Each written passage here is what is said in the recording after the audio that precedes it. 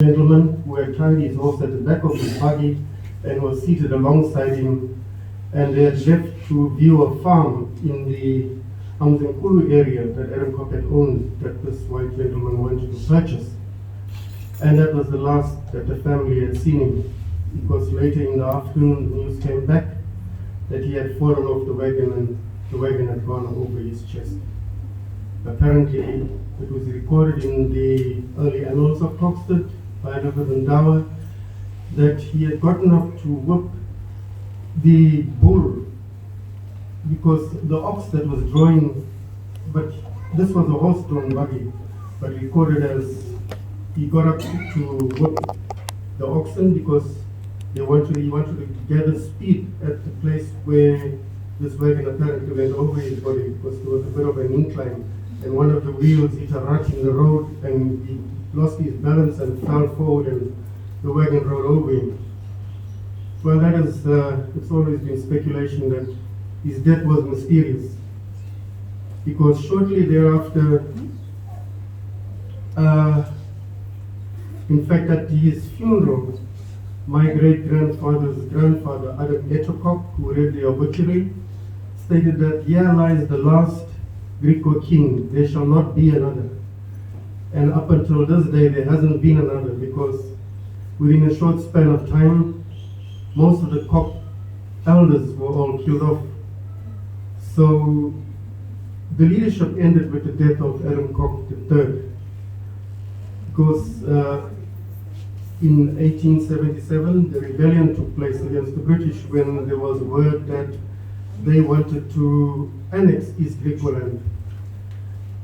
And in 1879, it was formally promulgated and it was done because 1877, the British then sent out 4 magistrates to take control of East Griqualand, which we understand was a bit suspicious because shortly after the death of Adam Cook, they annexed the place and then they moved in and then they 4 magistrates, one to Omtato, one to Mount Aleph, or was it Mount Frey, one to Coxted and one to Matatiele to take control of the area, and then the Redcoats moved in behind them and they enforced the law.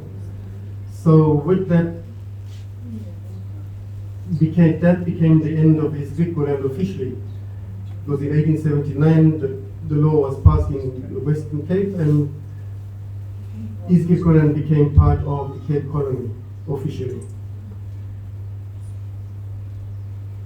No Kok member after that took the leadership because they feared being killed. My great-grandfather was told by his mother, the widow of Adam Mace Kok, who together with Smith Palmer led rebellion against the British when they heard about the annexation that was about to take place in 1877. And both Adam Mace Kok and Smith Palmer were killed in that rebellion. And those that survived were arrested and taken to East London, where they were put on a ship and escorted to Cape Town, where they went on trial. But they were acquitted of all charges because the judge or the master of the High Court at that time found that they were defending their properties, and because East Griqualand did not form part of the Cape Colony, they had no jurisdiction over this rebellion that had taken place because they were just defending their properties and defending the rights that they had, because East Griqualand was understood to be a sovereign state. And they were subsequently taken back to East Griqualand, brought before the local magistrate, and they were stripped of their properties. They were sequestrated. The properties that belonged to them were sequestrated and given to white settlers that moved into the area, and they continued farming.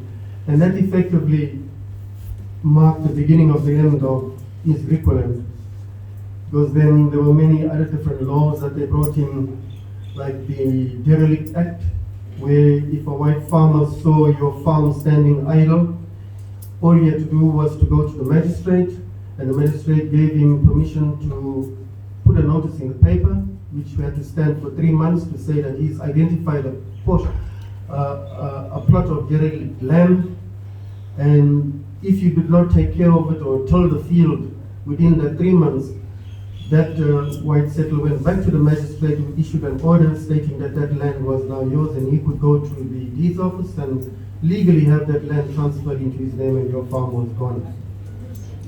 So there have been a number of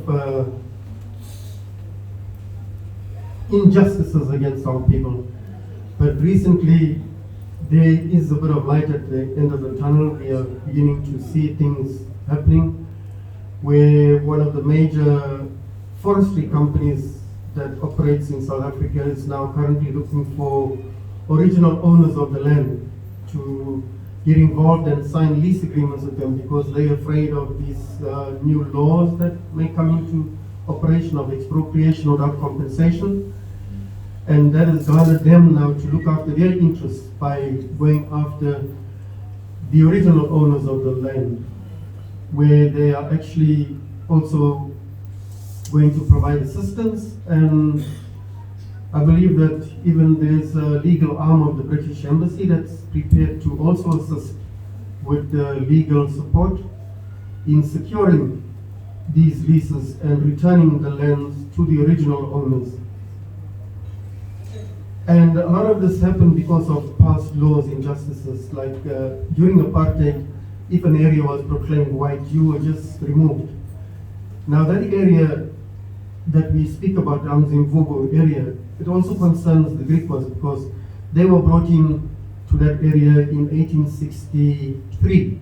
They arrived. They left 1861 in the Free State. They were told to pack up and move because of the friction that was being caused between Adam Cock's people and the trek Boers that had trekked out of the Cape on the Great Trek. When they crossed the Orange River, Adam Cock allowed them to cross over. They had to pay penalties, obviously, to cross his lands. And when they got beyond him, they wanted to get to the water. They needed water for their cattle and for survival. And that became a bone of contention. And then there were skirmishes and eventually a battle was fought, the Battle of Boomplatz, that took place, where the British actually assisted Adam Cock and his people to defeat the Boers. But secretly, without Adam Cock III knowing what was going on, the British had already signed over the territory to the Boers. And Adam Cock was coerced and eventually threatened by Colonel Harry Smith to take his people and trek out of West Griqualand to East Griqualand. And the route that they were given was across the Drakensberg, which took them 2 years to cross. They had to dynamite their own roads, bait their wagons up, lower them over precipices with the cattle and their sheep and their women and children, build their wagons again and keep traveling until they entered no man's land at Old Clerk's Neck. That was in 1863. They then moved on to build a camp at the base of Mount Currie. And from there, eventually, Adam Cock had to force his people to move from the protection of Mount Currie, because there they were safe, and eventually they moved into town. And for every family that accompanied him from West Griqualand to East Griqualand, he gave a farm and a town property. He asked the British government for assistance, and they sent him an engineer to help with the laying out of the roads and a surveyor to survey the lands and to cut up the properties and issue them to his workers, to his followers.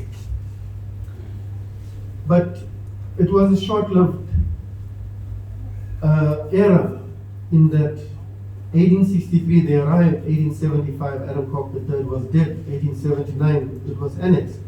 So it was East Griqualand existed for a short period of time. But I just want to get back to the point of that area of the Mzimvubu, which was the border of no man's land and Ponderland. It was considered as the border. That is where most of the forestry of today is situated. But this company owns forests from Sadara all the way down to Aliwal North, so it encompasses a lot of people's lands. And I believe some of the Finns and whoever had land in that area, or whoever sees that there's forests now or forestry on their lands, will also benefit from this venture of this timber company, because they're looking to secure the interests and are afraid of these laws that could be changed where the land could be expropriated. But that land, those lands were incorporated into the previous Transkei and to be held in trust by the Transkei government for the Xhosa, the Batas, the Makondos, the Griquas, and all the local people. But since the advent of democracy, 1994, not one of those farms have been returned to the original owners. The government simply went on, and they have been made aware, collecting the rentals that the timber companies have been paying for those farms that were taken and included into the Transkei to be held in trust for our people. So there will be meetings that will be called in the near future where we will advise people on how to go about claiming or getting in touch with this company, which is prepared finally now to assist our people in reclaiming what was lost.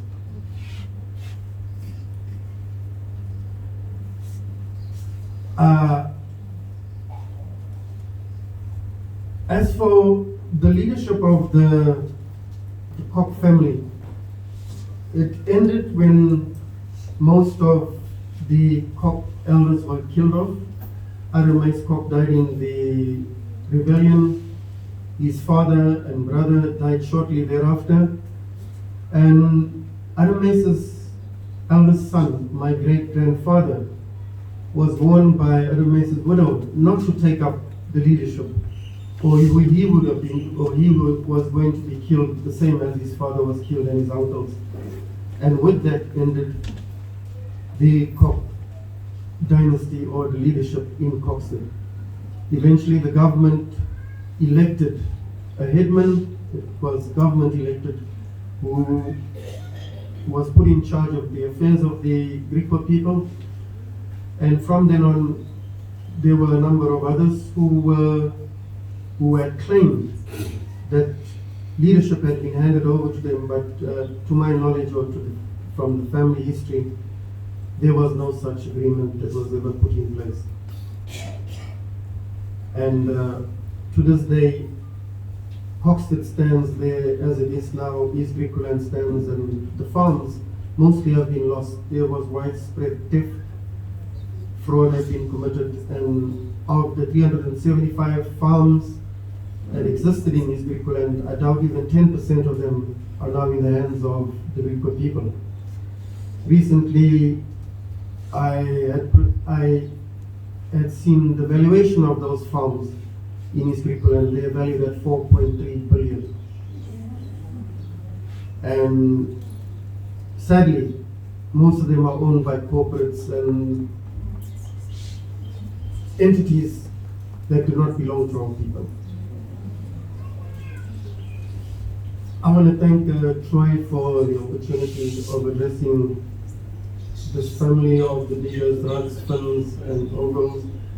And it's nice to see that there is interest shown and that you're a very close knit family. And we would like to also join in as the Koch family to strengthen these bonds because of the intermarriage of all the Griqua people that came out of East Griqualand, who also helped form the nucleus of the early people of Durban.